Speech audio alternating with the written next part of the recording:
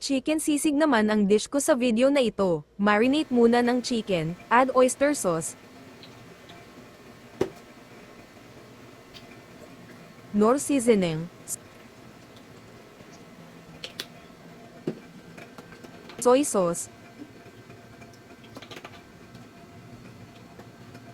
paminta, garlic powder,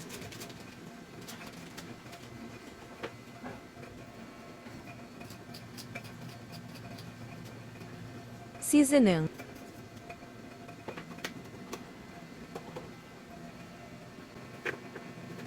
at maghiwa ng kamansi para ipiga nga sa nahiwa-hiwang manok. Gumamit nga lang ako ng tinidor dyan, pero di effective na lalagyan ng seed kaya gumamit na ako ng salon para doon ipiga ang kalamansi.